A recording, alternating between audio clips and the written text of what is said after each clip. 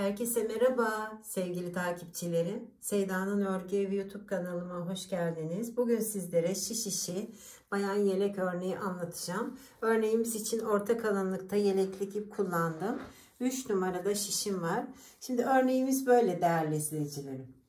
Bakın ajurlu. Böyle arada da örneklerimiz var. Arka yüzü bu şekilde. Ön yüzü de bu şekilde. Harika ve kolay bir örgü.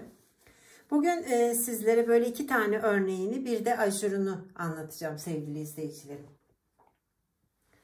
Şimdi hemen başlayalım. Örneği için 5 ilmek, ajur için de 4 ilmeğe ihtiyacım var. Toplamda 9 ilmeğe ihtiyacımız var. Şöyle modelimiz burada dururken biz hemen örneğimize başlayalım. Ara ara da sizler için örmüş olduğum bu parçayı göreceksiniz. Şöyle ilmeklerimi attım. Yapacağınız modele göre alt ucundaki lastiği farklı da yapabilirsiniz. Şimdi arka yüzden modelime başlıyorum. Şöyle kenar olduğu için bir tane böyle düz ördüm. 5 tane ilmeğimi ters örüyorum arka yüzde. 3, 4, 5 bu ilmeğimizden sonra. Şimdi aradaki ajurunu örüyorum. Bir düz, bir doladım. 2 ilmeği haroşa örer gibi kestim. Bir düz örüyorum. Bu ajuru. Yine 5 tane ilmeğimi ters örüyorum. 3, 4, 5. Normalde yine ajuru için böyle bir düz, 2 toplayacaksınız. Sonra yine bir düz, 5 tane ters olarak devam edeceksiniz. Ben şimdi bir ajur 2 örneğini anlatıyorum. Yine burada bakın kenar ilmeğimden sonra buradaki haroşamdan sonra 5 tane ilmeğimi düz örüyorum. 3, 4, 5. Ajur için bir haroşa, bir doladım. 2 kestim, bir haroşa. Ajuru arkalı önlü örüyoruz. Yine 5 tane ilmeğimi düz örüyorum. 3, 4, 5. Ve kenar ilmeğiyle sıramı tamamlıyorum. Arka yüze geldik. Arka yüzde yine görüldüğü gibi örüyorum bütün ilmeklerimi. Yani 5 tane ters örüyorum. Arada da ajurumu örüyorum. Ajurda bir düz, bir doluyorum. 2 kesiyorum, bir düz örüyorum. Eğer videomu beğendiyseniz beğen tuşuna basmayı, sevdiklerinizle paylaşmayı, Seyda'nın Örgü Evi YouTube kanalıma abone olmayı unutmayın değerli izleyicilerim. Abone olmak ücretli değil. Şimdi örgümün ön yüzüne son sırasına geldim modelimin. Şimdi burada 5 tane ilmeğimi düz örüyorum. Bakın öncesinde bir ilmek buradan çıkarttım. Bakın tam şu kenarından değerli izleyicilerim. Böyle. Hemen yanındaki bu 5. ilmeği düz ördüm. Sonra 3 tane ilmeğimi şu şekilde bakın kestim. Yine yanındakini düz ördüm. Bir ilmek çıkardım. Toplamda bakın bu kenar ilmeğimizden sonra 5 tane ilmeğim var. Arada yine ajurumu ördüm. Bir doladım. 2 kestim. Şimdi ikinci modele geçtim. Önce bir ilmek çıkardım. Yanındakini düz ördüm. 3 tane ilmeğimi haroşa örer gibi kestim. Hemen yanındakini de düz örüyorum. Tekrar bir ilmek de bu taraftan çıkartıyorum. Yine 5 ilmeğim var. 5 ve ajurlarıyla 4, 9 ilmek toplamda.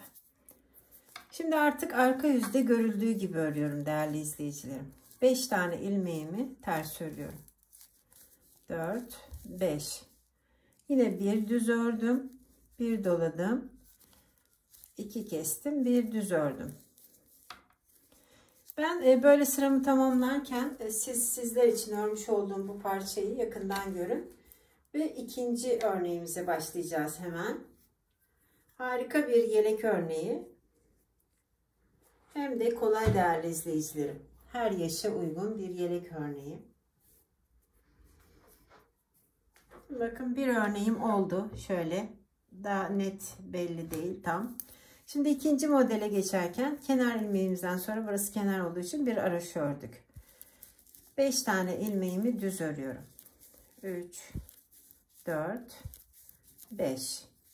Sonra ajur için bir haroşa ve bir dolayıp 2 kesiyorum. Bir haroşa örüyorum yine. 5 tane ilmeğimi düz örüyorum. 4, 5. Sıramı bu şekilde tamamladım. Şimdi arka yüze geldik. Arka yüzünde görüldüğü gibi örüyorum. Tersleri ters örüyorum. Düzleri düz örüyorum. Ajurlu yerinde yine aynı bakın. Ajuru devam ettiriyorum.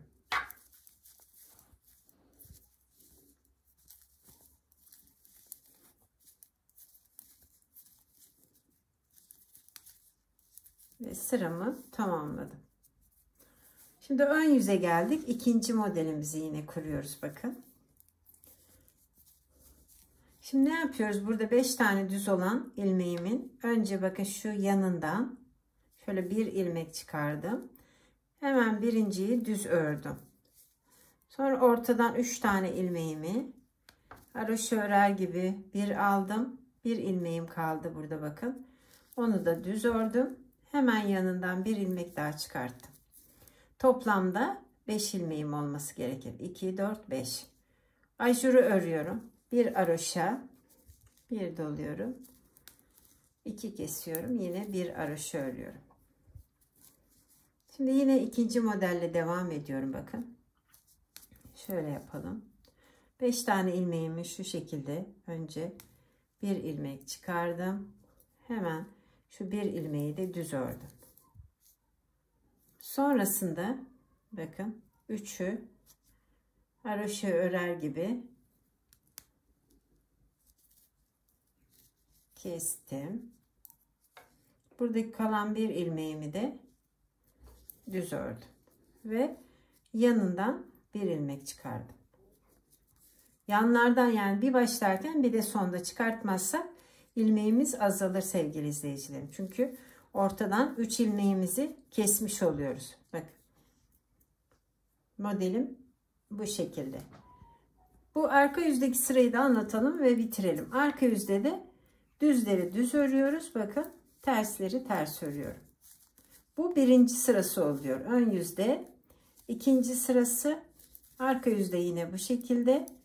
Sonra dördüncü yani arkalı önlü saydığımızda dördüncü sırasında da o kesme işlemli olan yerini yapıyorum. Ben böyle sıramı tamamlıyorum. O arada size örneğimi yakından görün. Ben de sizinle örmüş olduğum parçayı gösterip bugünlük videomu tamamlayacağım. Şimdi koyu renkte daha farklı durdu. Bakın beyazda belki tam net görünmedi. Ama harika oldu ikisinden. Yani ikisi de ayrı farklı durdu. Şöyle veda edelim. Bugünlük bu kadar sevgili izleyicilerim.